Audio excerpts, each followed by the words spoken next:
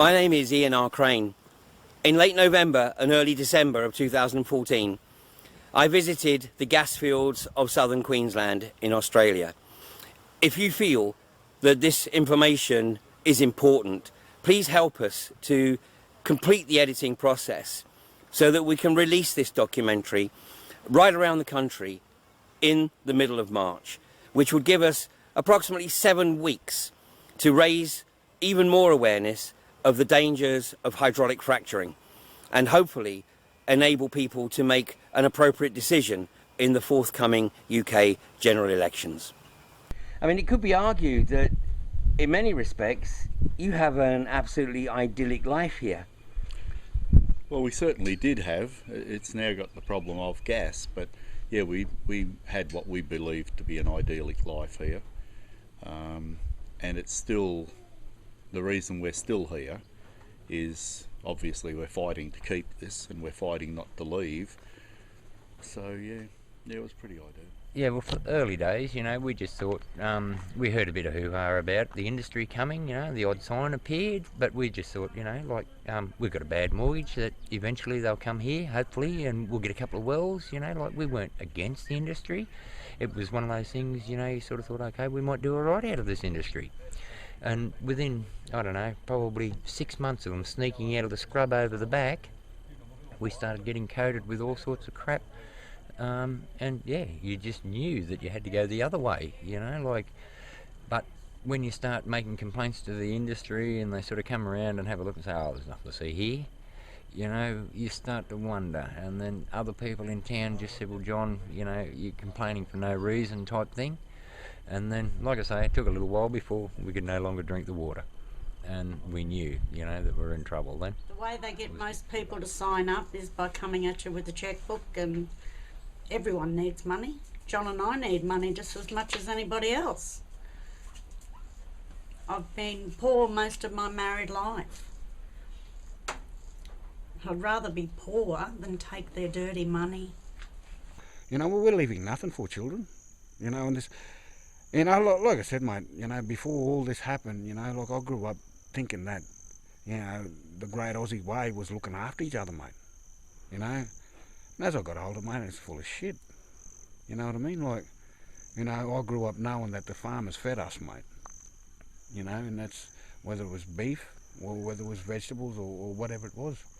But now, you know, this whole stuff about this, it's just lining people's pockets. Yesterday, as we all know, this is just a pilot project, and so it's not a production thing, but they're talking 110 wells, up to 20, 30 wells if it goes ahead in a few years' time. I don't want to be here then, because yeah, it probably will be something like you had at Bentley. Yeah, really. Well, I'm imagining that the protests would be a lot bigger if it gets to that stage. You better hope so. Well, I just don't want to be involved, you know, in this capacity, you know what I mean? Like if that happens, I don't want to be here for it, because I don't enjoy... Damage being done now by coal seam gas is starting to become quite obvious now. You know, we've got water bores that are basically being blown out of the ground. We've got rivers now that are bubbling, and we've got this massive amount of contamination that, you know, contaminated material that has to be disposed of on the ground and into the river systems and so forth. So, you know, we're starting to show now the rest of the world what's going on. Vegetable garden for 4 years. The first 4 years we come here, we basically never bought any produce out of town. All the fresh fruit and, you know, the fruit trees that died, all the veg come out of the garden. You know, like we used to have a beautiful lawn around the front there with roses on it, and over, I think, about 3 nights of rain, it was dead, gone. If the population at large starts to learn from our experience, right, so that the government says it's all going to be great and it's regulated, well, we've been for a drive, you've been around the traps with us now, the gas field, and you can see there is no regulation. I mean, that's just words, that's spin, rubbish. And now that the evidence is becoming so obvious, I mean, a water bore that blows out water 6 feet into the air for 24 hours or more straight has been pressurised by contamination into the aquifer.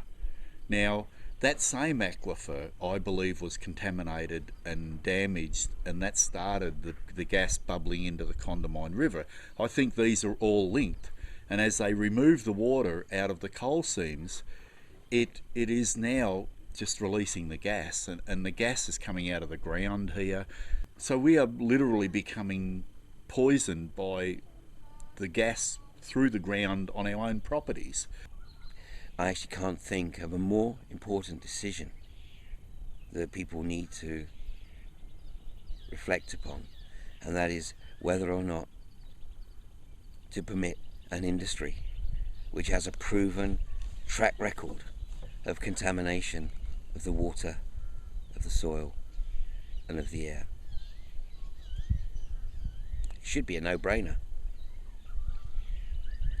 It should be. Ancient warrior, ancient spirit man, as you are sleeping, you watch over this land. Oh, and on the other side of the valley, oh, ancient mother, breathe.